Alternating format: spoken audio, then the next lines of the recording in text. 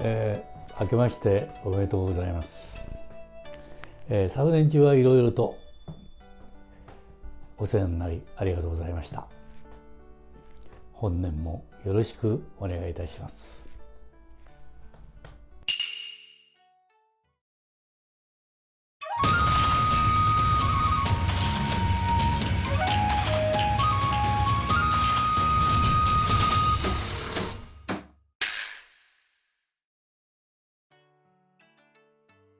おめでとうございます。本年もよろしくお願いします。はい。いける。はいはいはい。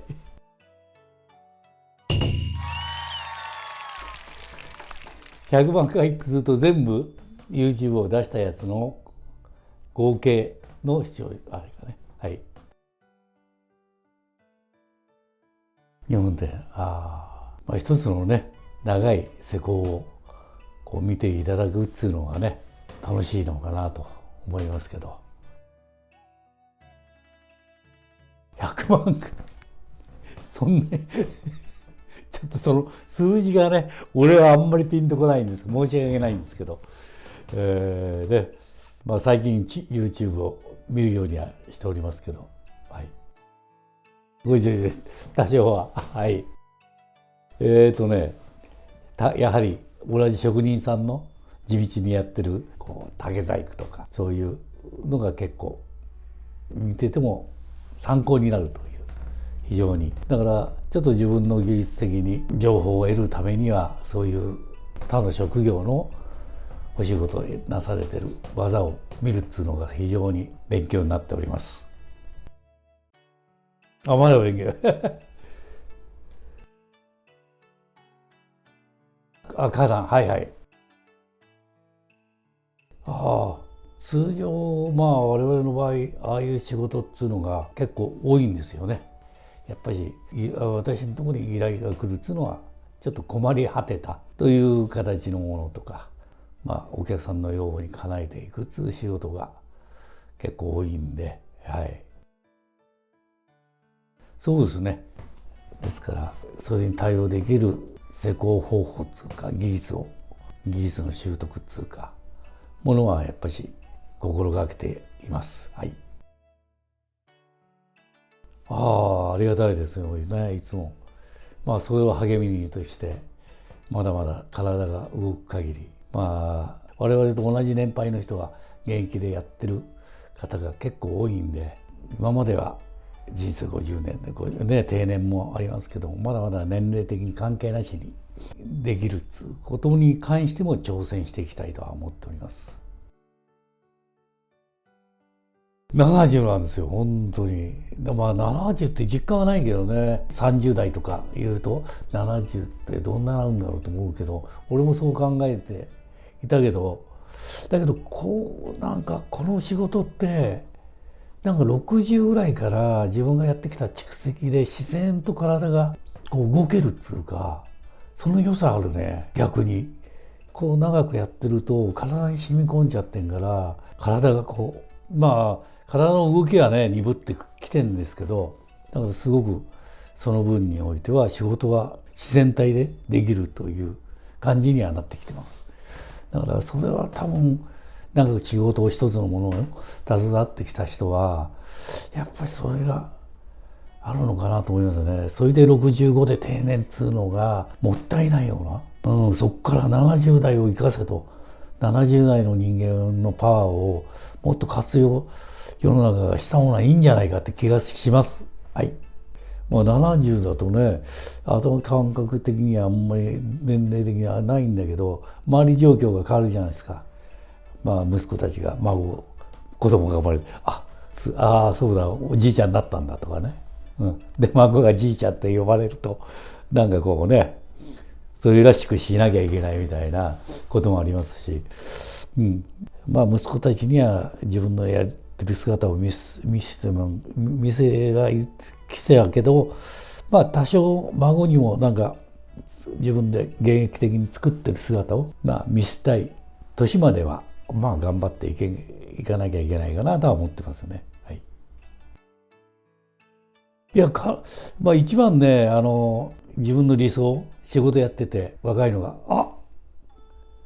金井さん倒れた」とかなんかまあ自然と俺も「あそこで倒れちゃった」とかなんかそれで終わりみたいな感じになるのか分かんないし、足が痛くまあ片足がこう引きずりながらでもとかそういう気持ちはあります。うん、相手が許してくれんならね。いや、そうそうそうそう。だから挑戦みたいな形がありますね。いやーね、今ちょっと世の中的に大変な世の中になっておるんで、我々のこの仕事の中でにおいては、まあ、それほど大きな影響っていうか、仕事をさせていただいてますけども、その中で、いい機会かなと思う、逆に。なんか我々の庭の案がもうこういう時にこそ新しい発想で新しいものが出てくるっつう、だから庭なんかも歴史的に見てきてもやっぱり何かのこう変化があってそこで庭の様式美も変わってきたし、まあ一気に変わるわけじゃないんだけど徐々にだからなんかねちょうど世の中が変わる考え方とかものの発想においても変わるんだなとは思ってます。はい。多分ね変化っつうか一気にじゃないけどね音楽とかなんかっつったらこうパッてこうできますけどなんか徐々にちょっとこれをきっかけになんかこう変わってくるっつう全体が。でやっぱりお客さん求める方が変わるから作る方がどうしてもそれに対してそれによって変わっていくっつうか作り方もまあ表現もと思います。生活様式が少し変わってないねって変わってくるから多分外空間なんかもなんか例えば公園のベンチなんかも3人4人掛けっていうね大きなそういうのが隠されこうだからそれがデザインとしては面白い形になるかもわかんないじゃないですか。ただ今はもうここに壁を作っちゃってますけどだからそれを新しいデザインでやるとなんか面白いデザインで離れて座る形になるかわかんない。だからそういうなんかこうデザイン性にも変わってくるそういう気持ちで着ていけば気持ちがちょっと前向きになれるかなとは思ってます。はい。今決まってんのはまあ保育園のその室内遊具園庭がない保育園においては室内でちょっとそこで遊べる滑り台とかいろいろ作ってまして、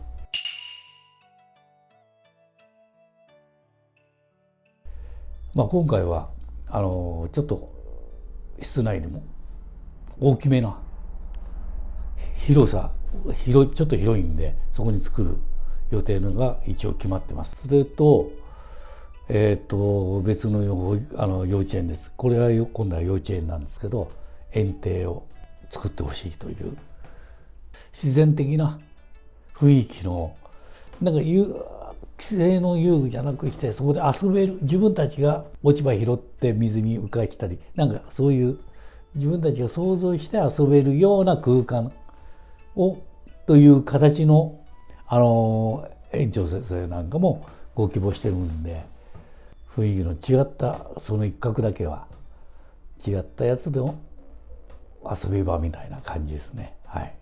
それからあとは日本庭園洋式と和風を合わせた折衷型的なちょっとものも依頼されてるんでそれも今年、年内には作っていこうと思っております。はい。そうですねちょっとガチッとした日本庭園じゃなくして今まで作ったようのに溶け込むようなまあ感じの日本庭園というかを作っていきというお話がお客さんの方からありましたから、まあ、それも手がけていこうかなと思ってます。そうそうまあ今までねこういう YouTube があればもう数多くのものがやってきましたから、まあ基本は私の基本なんかやっぱしブレイクコラージュと言いましてあるものでそれを利用した形で作っていくっつうものですからが圧倒的に多い考え方で来てますんで、だからまあそれはもうこれから若い方たち子供のためにとか自分の庭は自分で作っていこうという気持ちであれば結構参考にはなるかなとは思っております。はい。やはり YouTube の方でねいろいろとご意見言っていただいてる方が多いんで、私としては結構ご希望があればこんな形とかこんなものでこうやって作れないかとかいろんなものが言っていただければ、まあ、そういうのを今度は動画でそういうものを作った形でなんか伝えることができると思うんで、ぜひいろんなアイデアがありましたら言っていただければできるだけそれを可能にするような形でやっていきたいと思っておりますから、まあこっちだけ一方的な発信なんつうのは私もやっぱしまあ庭に関してはお客さんとのやり取り絶えずだから YouTube に関してもまあキャッチボールじゃないですけどそういう提案をしていただければそれに私も挑戦して作っていくっていう形でしたいと思っておるんで、ぜひ見てる方お願いします。どんどんいろんな要望を言ってください。また逆にアイデアいただければそれをパクってどんどん作っていきますからまあだから皆さんのご意見があればもうそれをぜひ参考にしたいと思いますのでお願いいたします。そうですねもうちょっと去年から手がけてもう入っておるんですよね。今回は一部じゃなくて前の日本庭園を作ったその外回りですから蔵からもう蔵の方はリメイクを始めてます。だからあくまで造園屋が造園の技術で建物のリメイクやるとこういう風になりますとか、まあ一般的な建築屋さんと違った感じか分かりませんけども、まあ造園的な感じでリメイクしていこうかなとは思ってます。はい。でまたお客様の方からもうご親戚にこんな石がいっぱいあるんだとかで植木もこの植木をもう使わないから移植してくれとか、まあちょっといろいろそういう情報がお客さんサイドからもありまして、ですからまあ前回と同じように、まあ、材料もできるだけそういう材料を使って作っていきます。まあ、そういう形が主とした形であと単内分は購入した形で作ってそういう考えで今のところ行ってます。はい。翌週ぐらいから徐々に上げていけると思いますけども、はい。楽しみにしてください。はい。長々と喋っちゃいましたけども、本当に本年もよろしくお願いいたします。まあ来週からは前回の日本庭園の続きの部分を発信できると思いますけども、どうぞご期待くださいませ。本年もよろしくお願いいたします。